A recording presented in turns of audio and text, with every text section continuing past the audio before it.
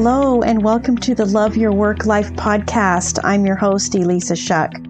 Whether you're going for that next promotion, looking for a job, or making a career pivot, I'll teach you how to navigate it all so you can have the career you want.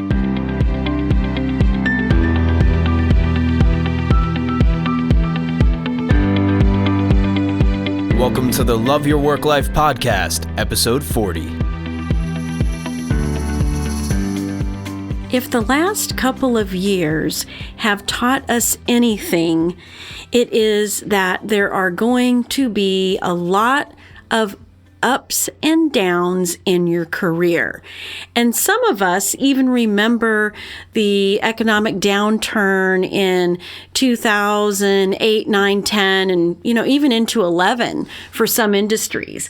So we're going to have to realize that there are going to be things out of your control that will create bumps and even a bit of a roller coaster ride when it comes to your career. That's why it's so important to develop career resilience.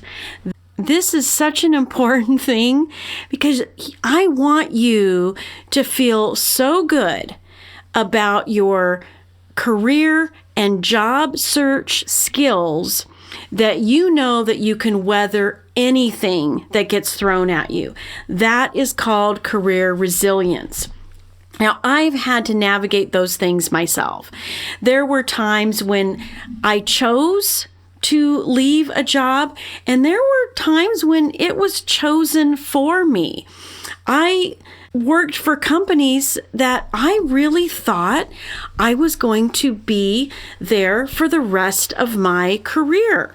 And circumstances happened, and I had to learn career resilience.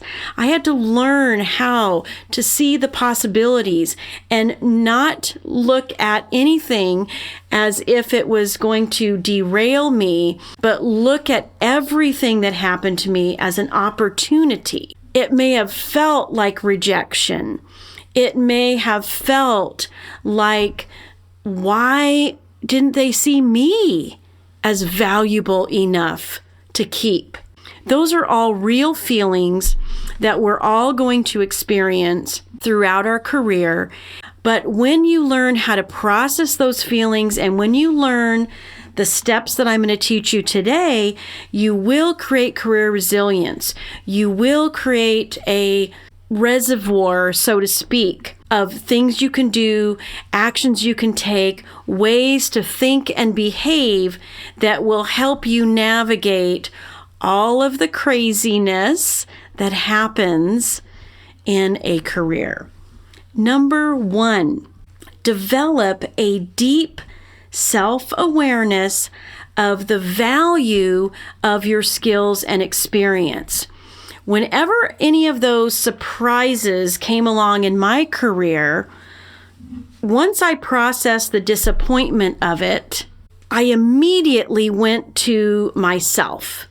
I immediately went back to the truths I knew about myself and what I brought to the table. This is such a great skill to develop. Nothing can throw you off your game for very long at all when you have this deep self-awareness of, I know what I bring to the table. Understanding that value of your skills and experience and how those have served you in the past and getting a vision of how they will serve you in the future.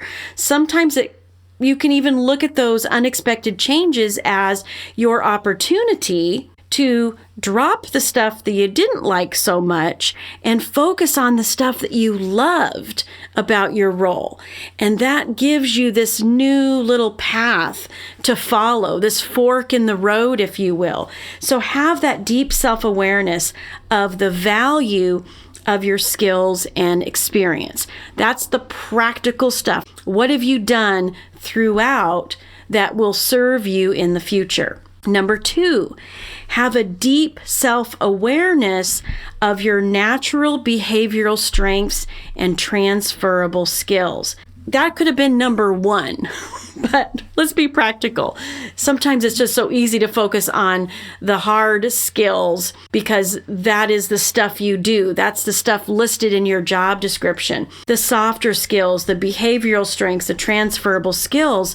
No one really teaches us how to identify those things and leverage those things.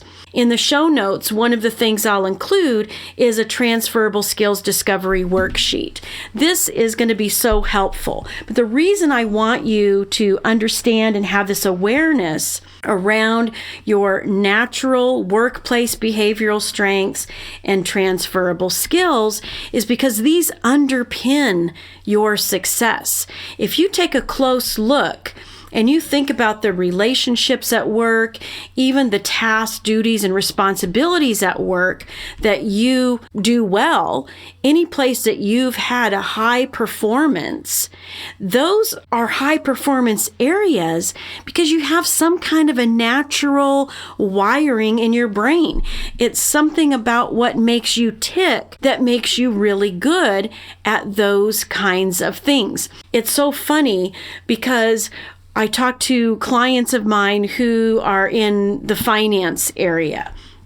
And they're numbers people, they're number crunchers, they're process people. And probably the polar opposite of them are salespeople, particularly the ones who love freewheeling it out on the road and talking to customers. Salespeople don't even understand why they need to submit expense reports.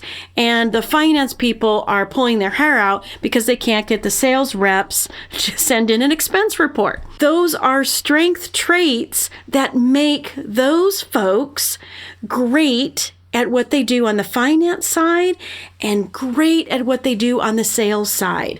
So understanding yourself and the way you show up, the how you show up on a behavioral level will give you so much clarity when it comes to career resilience, because when you know that about yourself, it makes it much easier to focus on what's next for you. It makes it much easier for you to make the case inside your own brain for what's next, so that you can more easily make the case for somebody else in those interviews and all those conversations about what's next. All right, number 3, have an appreciation for your past successes, your failures, and everything you've learned.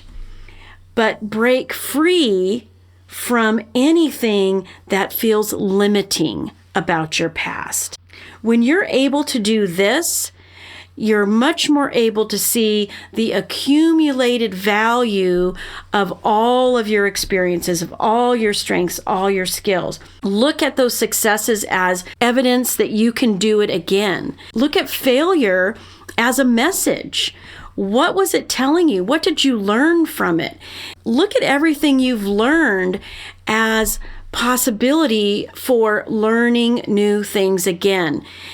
It is so true that because you've learned something in the past, because you've navigated failure in the past, and because you've enjoyed success in the past, that all of those components will be part of your future. And that can give you a little bit of comfort. But even if it feels uncomfortable, understand that when we become masters of the uncomfortable, when we can leverage discomfort to keep moving forward, that's a game changer. That is an absolute game changer. But it's only by appreciating how we have navigated discomfort in the past through our successes, failures, and trials and learnings that we're really able to leverage it for the future. Number 4, take security in the current moment. Decide the things that are happening to you now are okay. There is meaning in what's happening now. Taking security in the current moment will help you feel better about the future, will help you realize that you only have to do it one moment at a time. And when you decide that your life is okay now, that you are 100% worthy and you will never become more worthy in the future than you are right now, you can start to release any anxiety that you have about what's next in your career and really build those resilience muscles. And number 5, live in future possibilities. It's not just about being optimistic about what's possible for you, although I absolutely want you to be optimistic. It's about having fun. It's about playing in the space of what it's like to already have that new role, to already have that higher level of responsibility inside the organization, to already have gotten that raise, to already have the job that you've been envisioning for yourself.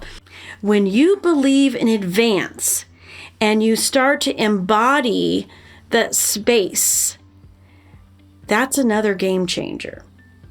When you start to embody that space, things start happening.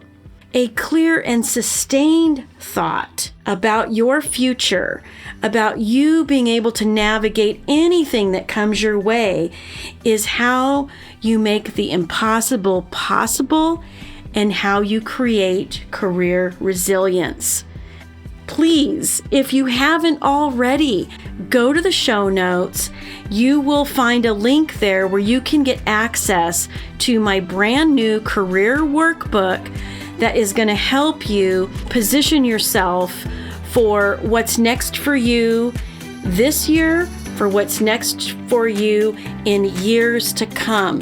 Download it. Let me know how it's working for you and use it to get everything you want in your career. All right, I'll talk to you next time. Hey, if you enjoy listening to this podcast, you have to come check out my Love Your Work Life programs on Teachable. You can choose from on-demand courses or personalized one-on-one coaching with me. We take all of this material and apply it so that you can live it and create the career you want. Because when you love your work life, all the other parts of life get better too. So go to Love Your Work Life Teachable as search terms, or love-your-work-life.teachable.com. I will see you there.